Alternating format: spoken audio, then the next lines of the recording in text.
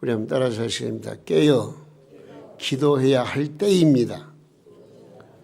언제가요? 지금. 그러면 지금입니다.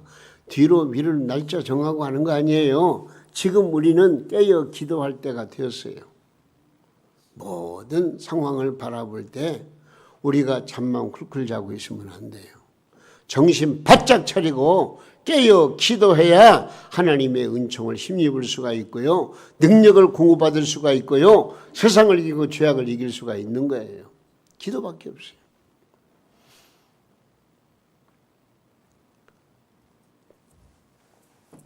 어릴 때 나뭇가지를 들고 전쟁놀이 하던 생각이 납니다. 신나게 놀다가 한 아이 손에 가시가 박혔어요. 그러면 아이는 어떻게 합니까? 그 아픔을 견딜 수 없어서 죽는다고 막 소리 지르면서 어디로 갑니까? 집으로 막 달려갑니다. 그리고 집에 가서 엄마 아파 죽겠어, 손에 가시가 박혔어요.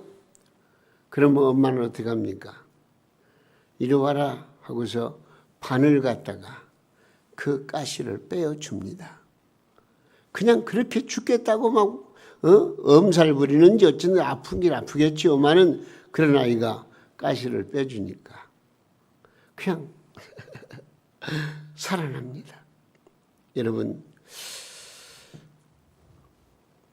인생을 살아가다 보면 우리의 삶 속에 가정 공동체에, 민족 공동체에 아픔과 고통을 느낄 때가 있습니다. 그때 우리가 달려 들어갈 품이 있고 모든 것을 털어놓을 수 있는 품이 있는 사람은 행복한 사람입니다.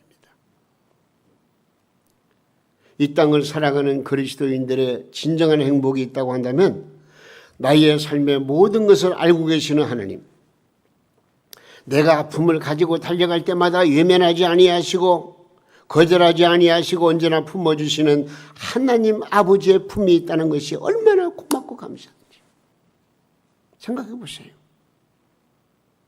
내가 어려움을 겪고 있을 때 세상을 향해 바라보면 누구도 나를 반겨주지 아니하고 적대시하고 오히려 외면한다고 할지라도 우리 하나님 앞에 나와서 내 문제를 내놓고 하나님을 향해 부르짖을 때 하나님께서 그래, 내가 더 잘한다. 내가 내 문제를 더 잘한다. 내게 왔구나. 내가 너에게 놀라운 평안과 기쁨과 즐거움과 감사와 응답, 축복이 있도록 내가 너를 사랑한다. 내가 너에게 응답해 주마. 그런 하나님의 음성을 들을 수 있는 사람은 진정으로 행복한 사람이 아닐 수가 없습니다. 그래서 우리 주님께서는 뭐라고 그러세요? 수고하고 무거운 짐자들은 다 내게로 오라. 내가 너희를 쉬게 하리라. 여러분, 오늘 또 여러분들이 아마 남들이 알지 못하는 여러 가지 어려운 문제도 있겠습니다만 그런 것들을 고통을 가슴에 품고 주님 앞에 나왔습니다. 주님 앞에 아뢰세요. 우리 주님은 여러분들의 형편과 사정을 더 알고 계시고 미리 알고 계시고 그래도 너희는 기도해야 할지니라. 기도하면 우리 하나님께서 우리의 기도를 들어 응답하시고 놀라운 은총을 베풀어 주신 줄로 믿으시기를 바랍니다. 할렐루야. 그래서 성경 말씀을 보면은요, 이런 말씀이 있어요. 너희 부모가, 엄마 아빠가 너를 버리는 한이 있을지라도 나는 너를 절대로 버리지 않겠다. 그런 말씀이 나와요. 이거 아니, 부모가 자식을 버리는 부모 어디 있겠어요. 근데 혹 그런 일이 있을지라도 나는 너희를 결코 버리지 아니하겠다. 그런 말씀을 자, 우리 한번 읽어볼까요? 이사야 49장 15절입니다. 우리 함께 읽겠습니다. 이사야 49장 15절입니다. 제가 읽습니다. 여인이 어찌 그 젖을 먹는 자식을 잊겠으며 자기 태에서 난 아들을 긍휼히 여기지 않겠느냐. 그들은 혹시 잊을지라도 나는 너를 잊지 아니할 것이다. 그렇게 말해요. 온 세상 날 버려도 주 예수 안 버려 끝까지 나를 돌아보시니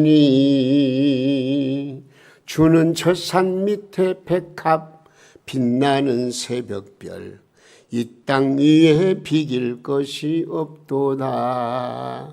주님은 여러분을 절대로 버리지 않습니다. 여러분들을 늘 기다리시고 품에 안아주시고 우리의 모든 문제를 해결해 주신 줄로 믿으시기 바랍니다. 오늘 그 믿음 붙들고 하나님 말씀해 주세요.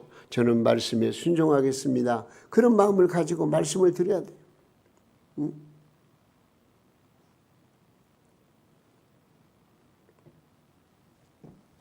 여러분, 우리를 둘러싼 삶의 상황이 어려워져만 갈 때 이 세상을 어떻게 살아갈 것입니까?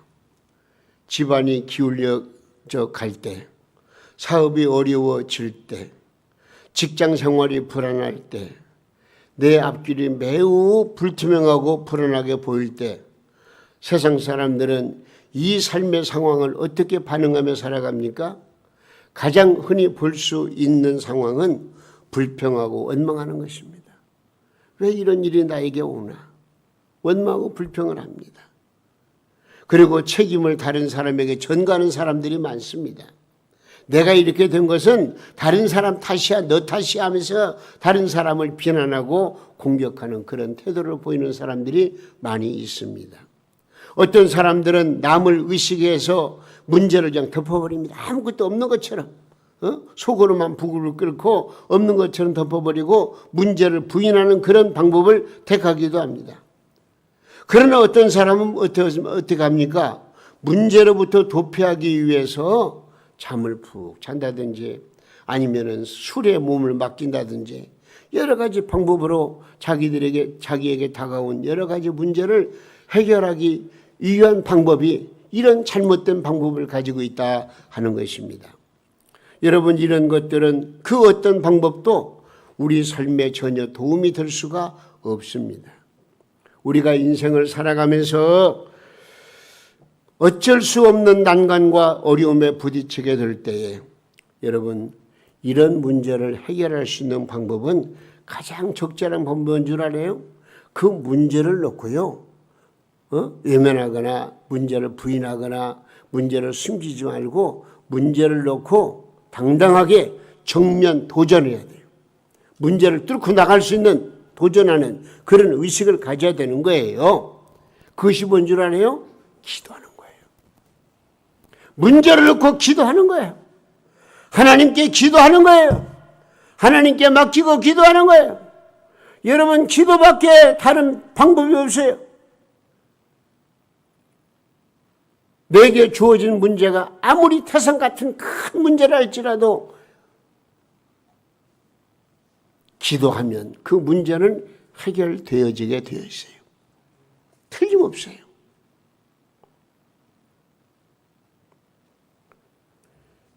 기도하면 상황을 이길 수가 있습니다. 내가 기도하면 상황을 극복할 수가 있습니다. 오늘 저는 깨어 기도할 때라는 그런 말씀을 드리고 있습니다. 우리가 생각해 보면은요, 자, 한번 따라서세요. 하나님께 무릎 꿇어 기도하면 놀라운 기적이 일어난다. 여러분, 기적 하는데요, 그건 남의 것이 아니에요. 내 것이에요. 내가 그 기적을 체험할 수가 있고 응답받을 수가 있는 거예요. 어떻게 하면? 무릎 꿇어 기도하면. 먼저 진실한 기도는요, 나의 잘못과 부족을 알게 해줍니다. 참, 내가 기도 진심으로 한번 해보세요. 그러면 내가 얼마나 부족한 존재인가를 스스로 깨닫게 되는 거예요. 기도하면 하나님의 말씀 앞에 불순종했던 내 자신을 발견하게 되는 것입니다. 자녀들이 속을 썩여가지고 기도하다 보면은 자녀들만 원망하는 것이 아니고 나 자신이 하나님께 얼마나 속썩이던 자인가를 발견하게 되는 것입니다. 남편이나 아내를 위해서 기도하다 보면은 신랑 되신 주님 앞에 나 자신이 얼마나 순결하지 못한 신부인가를 깨닫게 되는 것입니다. 사업 문제를 놓고 기도하다 보면은 하나님 도움 없이는 아무것도 할 수 없다는 그런 자신의 부족을 깨닫게 되는 겁니다. 그래서 더 열심히 기도하게 되고 부르짖게 되는 거예요. 여러분 기도해 보세요. 더 겸손해집니다. 기도해 보세요. 나는 아무것도 할 수 있는 게 없다. 하나님밖에 없다. 그래서 하나님께 매달려 하나님을 향해서 호소하고 기도하게 되는 거예요. 여러분 기도하면은요 문제를 해결할 수 있는 능력을 부여해 주십니다. 알았어요? 기도하게 되면 문제를 해결할 수 있는 능력을 부어주세요. 자 보세요. 물이 깊은 것이 문제입니까? 뭐가 문제입니까? 수영을 하지 못하는 게 문제예요. 저는 어렸을 때 아버지가 너 함부로 물가에 가면 안 된다. 그렇게 말씀하지 아니하시고 저에게 수영하는 방법을 가르쳐주세요. 어렸을 때. 그러니까 물이 뭐 두렵지 않는 거예요. 응? 어설프게 배우긴 배웠습니다만 어쨌든 물이 문제가 아니에요. 얼마나 깊냐가 문제가 아니고 정말로 수영을 못하는 것이 문제인 것입니다. 어려운 것이 문제가 아니라 그것을 풀 수 있는 실력이 없는 것이 문제인 것입니다. 우리가 신실한 믿음으로 기도하면 하나님은 우리에게 문제를 해결할 방법과 푸는 힘을 주신다. 그런 얘기죠. 그러므로 기도는 만사를 해결하는 능력이 되는 것입니다.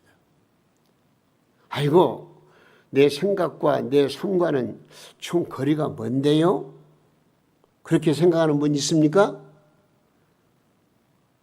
잘못된 생각이에요.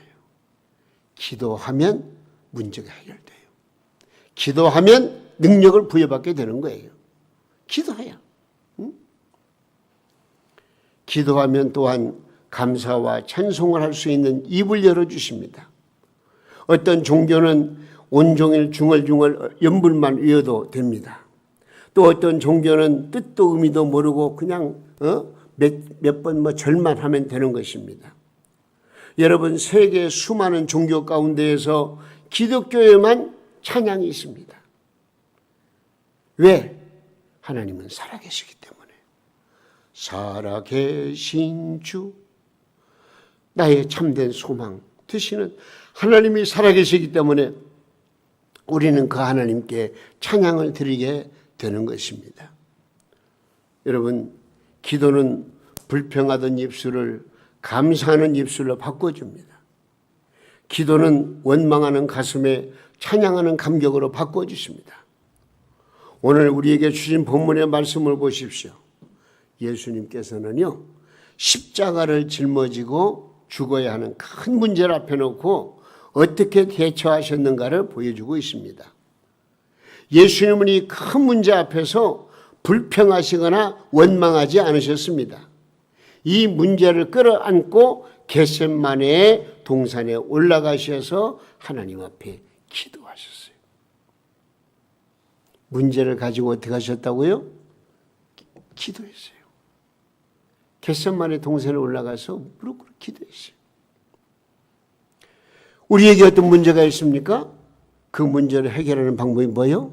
성전에 나와서 기도하고 기도해야 돼요. 여러분도 스스로 한번 생각해 보세요. 내가 옛날에 어떤 기도를 했던가? 그것이 바로 첫사랑이에요. 하나님, 첫사랑을 회복시켜 주옵소서.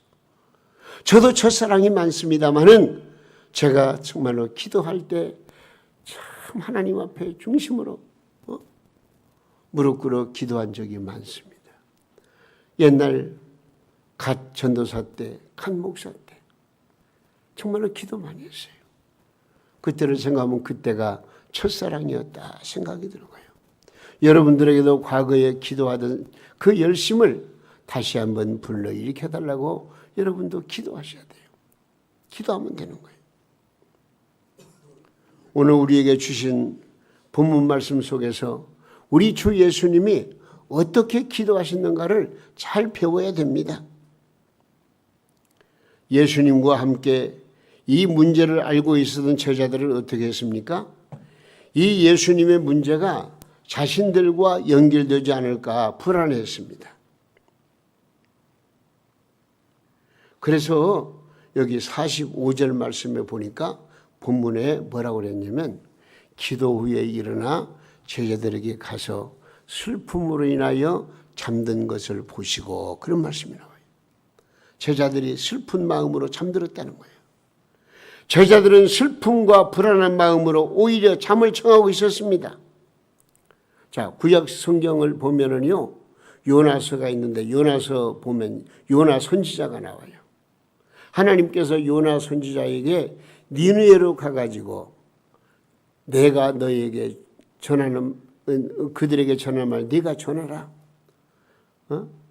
그러니까 40일 이후에는 이 성이 망하리라, 그 말을 전하면서 회개를 촉구한 거예요. 근데 이 요나 선지자는 니느웨를 위한 소명을 거절해버리고 다시스로 가는 배를 탔던 요나, 어떻게 했죠? 그 뱃속에서 배 밑창에 들어가서 잠을 청했어요. 도저히 마음이 괴로워요. 내가 하나님의 명령을 거스르고 지금 다른 곳으로 가고 영 반대 방향으로 가고 있는 거예요. 그 마음이 괴로운 에라 잠이나 자자 하고서는 배 밑창에 들어 잠을 잔 거예요. 물론 이런 과정에서 폭풍을 만나가지고 결국은 그가 회개하고 스스로 이제 자청해서 나를 바다에 던져주시오. 그렇게 해서 이제 물고기 뱃속에 들어가는 그런 과정이 나옵니다마는, 여러분,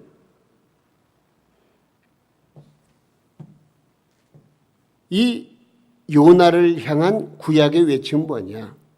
잠자는 자여 어찌미뇨. 잠자는 자 어찌미뇨. 여러분, 문제가 있을 때는요, 문제를 해결하고 잠을 자면 안 돼요. 정면 돌파해야 되는 거예요. 정면 돌파의 방법이 뭐라고 그랬어요? 아까 기도하는 거예요. 무릎 꿇고 기도하는 거예요. 부르짖는 거예요. 여기 지금 주님께서도 잠들어 있는 제자들에게 어찌하여 너희가 잠자고 있느냐, 자고 있느냐. 여러분, 오늘을 살고 있는 우리들의 삶의 정황과 무엇이 다릅니까? 지금 기도해야 할 때라고 생각하지 않습니까? 특별히 사순절은 모든 그리스도인들이 예수님의 고난을 묵상하며 기도해야 하는 것입니다. 자는 자여 어찌미뇨. 지금은 우리가 깨어 기도할 때가 되었습니다. 여러분, 예수님 보세요. 예수님은 안진뱅이를 일으켜 세우셨습니다. 귀신을 쫓아내셨습니다. 죽은 자를 살리기까지 하셨습니다. 노도 광풍을 잔잔하게 하시던 그런 능력이 예수님에게 있었습니다. 뭐가 부족했습니까? 완전하신 분이십니다. 그런 분께서 왜 기도해야만 했을까요? 십자가에서 승리하기 위해서는 자기를 부인하고 꺾어야 했습니다. 그래서 기도 후 동산에 오르시게 된 것입니다. 예수님께서는 큰 기적을 베푸신 다음에 홀로 산에 올라가 하나님 앞에 기도하셨습니다. 밤이 깊어가는 줄도 모르고 홀로 기도하셨습니다. 하늘의 능력을 이 땅에 베풀어 주실 수 있었던 신비가 기도 가운데 숨어 있었던 것입니다. 그래서 예수님은 뭐라고 말씀하셨어요?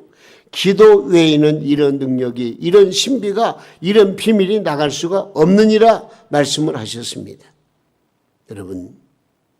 여러분도 기도하세요. 기도하시면 놀라운 기적이 일어납니다. 이적이 일어납니다. 상상 못한 놀라운 역사가 나타나게 되는 것입니다. 내 문제가 꼬이고 삐뚤어지고 어려움을 당하는 그 모든 과정을 여러분 바라만 보고 계시겠습니까? 불평하고 계시겠습니까? 도피하고 싶습니까? 그게 아니잖아요. 정면 돌파시라는 거예요. 돌파는 비결이 뭐라고요? 기도하는 거예요. 무릎 꿇고 기도하는 거예요. 기도하는 거예요. 지금은 나라와 민족을 위해서 우리 함께 기도할 때입니다. 물론 혼자서 골방에서 기도할 수가 있습니다. 그러나 사순절 같은 특별한 기간에는 온 성도들이, 온 가족이 함께 모여서 기도하는 때입니다. 예수님께서도 가끔 혼자 기도하셨지만은 오늘 본문 말씀을 보니까 제자들과 함께 기도하신 것을 볼 수가 있습니다. 물론 돌 던질 만큼 좀 떨어진 데서 기도하셨지만은 제자들에게도 너희들은 기도하라. 함께 기도하자. 그렇게 부탁하신 거예요. 물론 남모르는 아픔을 가슴에 안고 눈물 지으며 홀로 기도할 때가 있습니다. 골방의 문을 걸어 잠그고 땅을 치며 우려할 때도 있습니다.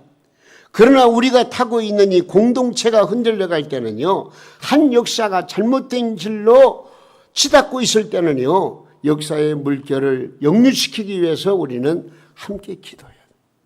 신앙의 공동체를 이루어서 정말 우리 동명교회로 바라본다면 동명교회 장로님들, 권사님들, 집사님들, 성도님들 전체가 다 함께 똘똘 뭉쳐서 하나님 앞에 간절히 기도해야 돼요. 지금은 기도할 때예요.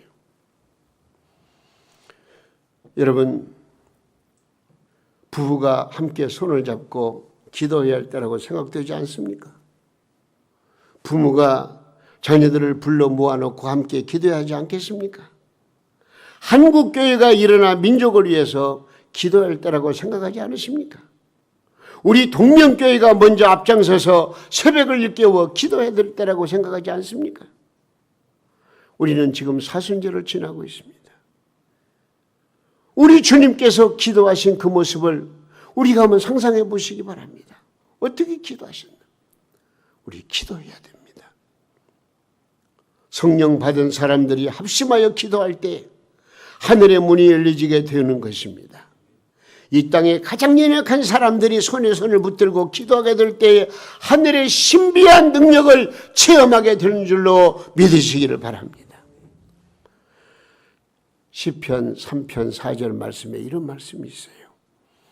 내가 나의 목소리를 여호와께 부르짖으리니 그의 산성에서 어쩐다고요? 응답해 주신대요. 응답. 내가 부르짖으니까 하나님께서 응답해 주신다는 거예요. 우리가 할 수 있는 역사 사역 가운데 가장 위대한 사역은 기도 사역입니다. 어린이 주일학교 중고등부 교사에게 가장 위대한 사역은 가르치는 순간에 있지 않습니다. 하나님이 내게 맡긴 어린 영혼들을 가슴에 부여안고 기도하게 될 때에 위대한 역사가 나타나게 되는 것입니다. 우리 구역장님들 서기도 마찬가지예요.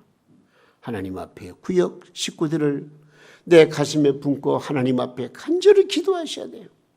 그러면 가정이 잘 돼요. 구역이 부흥돼요. 동명교회가 부흥되는 거예요. 기도밖에 없어요. 하나님께서는 우리가 기도로 세상을 변화시키고 기도로 내 이웃을 섬기기를 원하십니다. 저는 여러분들 시험에 들지 않도록 계속 기도하시기를 주님의 이름으로 축원합니다. 기도하셔야 됩니다. 그런데 어떤 분들은 기도하지 않아요. 시간이 있어도 기도하지 않아요. 참 신비해요. 아니, 기도하면 응답되고 기도하면 축복이 되고 기도하면 능력이 되고 기도하면 내 신앙이 성장하고 기도하면 문제가 해결된다는데도 불구하고 기도 안 해요. 성도들의 그 상황을 보면 바쁘다 형이 있어요. 바쁘다 형. 할 일이 많다고 기도할 시간이 없다는 생각을 하는 사람. 그리고 망설임 형이 있어요. 기도해야 한다고 말만 하면서 자꾸 뒤로 밀어요. 기도하지 않아요. 포기형이 있어요. 한두 번 기도해 보다가 뭐가 안 되니까 그냥 포기해버려요. 천하태평형이 있어요. 하나님께서 알아서 해주시겠지 하고서는 그냥 뭐 기도를 뭐 거리가 먼 거예요. 넋두리형이 있어요. 자신의 신세 타령만 하다가 기도를 끝내는 사람이 있어요. 과시형이 있어요. 대중기도는 아주 참 내용 있게 거창히 잘합니다. 근데 평소 기도 생활을 안 해요. 자기 핑계형이 있어요. 기도는 아무나 하나 하면서 이 핑계 저 핑계 기도하지 않는 사람들이 많아요. 나는 과연 어떤 형인가요? 우리 이 시간 다시 한번 내 자신을 여미고 내가 얼마나 기도를 생활을 했는가를 살펴보는 시간 만들었으면 좋겠습니다. 우리는 기도해야 됩니다. 기도에는 여러 가지 자세가 있어요. 무릎 꿇고 간절히 기도하는 사람들이 있더라고요. 성경 말씀 보니까 엘리야가 그런 기도를 했어요. 한번 읽어볼까요? 열왕기상 18장 42절 말씀에 아합이 먹고 마시러 올라가니라 엘리야가 갈멜산 꼭대기로 올라가서 뭐라 그러죠? 땅에 꿇어 엎드려 그 얼굴을 무릎에 사이에 놓고 그런 말씀이 나와요. 네? 땅에 꿇어 엎드려, 거친 땅에 꿇어 엎드려 기도했다는 거예요. 얼굴을 무릎 사이에 놓고. 그리고 엎드려서 간절히 기도한 사람들이 있어요. 누구냐면 모세와 여호수아입니다. 신명기 9장 18절 말씀 보니까 그리고 내가 전과 같이 40주 40야를 여호와 앞에 엎드려서 떡도 먹지 아니하고 물도 마시지 아니하고 엎드려서 기도했어요. 그리고 손을 들고 간절히 기도한 사람이 있어요. 손을 들고 다윗이 그 기도를 잘했어요. 읽어볼까요? 시편 28편 2절입니다. 내가 주의 성소를 향하여 나의 손을 들고 주께 부르짖을 때에 나의 간구하는 소리를 들으소서 그런 말이죠. 그리고 서서 간절히 기도한 사람이 있어요. 한나 하나님 앞에 서서 기도했다고 그랬어요. 사무엘상 1장 26절 말씀에 한나가 이르되 내 주여 당신의 사심으로 맹세하나이다. 나는 여기서 당신 앞에 곁에 뭐요? 서서 여호와께 기도하던 여자라. 참 다양하게 이렇게 여러 가지로 기도하는 그런 모습들을 볼 수가 있습니다. 여러분 기억하세요. 기도하지 않고 성공하면은요, 성공 때문에 망합니다. 세상 사람이 나를 실패자로 바라보고 있음에도 불구하고 내가 기도할 수 있다고 하면은요, 나에게는 그 실패가 성공의 밑거름이 됨을 여러분 꼭 기억하시기 바랍니다. 무엇밖에 없다고요? 무엇밖에 없어요? 기도밖에 없어요. 기도해야 돼요. 우리는 분명한 응답의 비전을 품고 계속 기도해야 됩니다. 겟세마네 동산에서 우리 예수님 기도하신 목적이 무엇이었습니까? 하나님께서 자기를 이 세상에 보내신 그 뜻을 이루기 위해서였습니다. 우리가 하나님께 기도하는 소극적인 이유는요, 시험에 들지 않기 위해서, 그러나 가장 적극적인 이유는요, 하나님 아버지의 뜻을 이루기 위해서 우리는 기도해야 됩니다. 주기도문에도 시험에 들게 하지 마옵시고 기도해야 돼요. 그러나 주 뜻이 이루어지기를 위해서 우리는 기도해야 되는 것입니다. 유대인들은 기도할 때 서서 기도했고요. 눈을 뜨고 하늘을 바라보고 영광스러운 주님의 이름을 높이고 감사하는 기도를 드렸습니다. 우리도 평범한 생활 속에서는 얼마든지 그렇게 기도할 수가 있어요. 그러나 오늘 본문 말씀에 보니까요, 예수님은 그렇게 한가하게 좀 여유 있게 기도할 수 있는 그런 형편이 되지는 못했다는 것을 말씀해 주고 있습니다. 그래서 겟세마네 동산에 올라가셔서 무릎 꿇고 땅에 엎드려 절규하며 기도할 수밖에 없었습니다. 그래서 여기 41절 말씀에 보니까요, 예수님은 무릎을 꿇고 기도하셨습니다. 그 기도가 너무나 비참하게 여겨져서 43절 말씀 보니까 천사를 보내셔가지고 기도를 도왔다, 그렇게 말씀하고 있습니다. 그리고 44절 말씀에 보니까 예수님이 얼마나 처절하게 매달려 몸부림치며 기도했던지 뭐라고 그랬어요? 땀방울이 핏방울이 되어가지고 뚝뚝뚝뚝 떨어질 정도로 하나님 앞에 간절히 기도하신 거예요. 예수님은 소리치면서 기도하셨습니다. 절규하며 기도하셨습니다. 하나님 아버지여, 이 잔을 내게서 옮겨주옵소서. 그러하오나 내 뜻대로 마옵시고 아버지의 뜻대로 되어지기 원합니다. 간절히 기도하신 거예요. 이렇게 기도하는 예수님에게 사명 감당과 응답 축복이 있었습니다. 요한복음 19장 30절에 이런 말씀이 있어요. 예수께서 뭐래요? 다 이루었다. 이제 그 기도를 통해서 다 이루었다 하시고 머리를 숙이니 영혼이 떠나간지. 여러분, 예수님께서 깨어 기도하심으로 인류 구원 문제를 다 이루신 것입니다. 지금은 저와 여러분이 기도할 때입니다. 우리 동명교회가 새벽을 깨워 기도해야 합니다. 한국교회가 함께 기도해야 할 때입니다. 여러분, 우리 그리스도인들이 영적으로 잠들면은요, 민족이 잠듭니다. 그러나 우리가 일어나서 기도하면은 민족이 깨어나게 될 줄로 믿으시기를 바랍니다. 여러분, 우리가 깨어 기도하면은요, 내 가정과 내 생업이 살아나게 될 것입니다. 우리가 기도하면 내 자녀들이 제갈 길을 두벅두벅 걸어가게 될 줄로 믿으시기 바랍니다. 믿음으로 기도하면 비전과 희망의 빛이 나에게 나타나게 될 것이고 우리는 그 빛 가운데로 걸어갈 수가 있는 것입니다. 믿음으로 기도하면 하나님께서 우리와 동행하시고 우리의 길을 밝혀주시고 믿음으로 승리할 수 있도록 이끌어 주신다는 확실한 믿음을 가지고 우리 모두 지금은 어떤 때라고요? 기도해야 할 때라는 것을 기억하시기 바랍니다.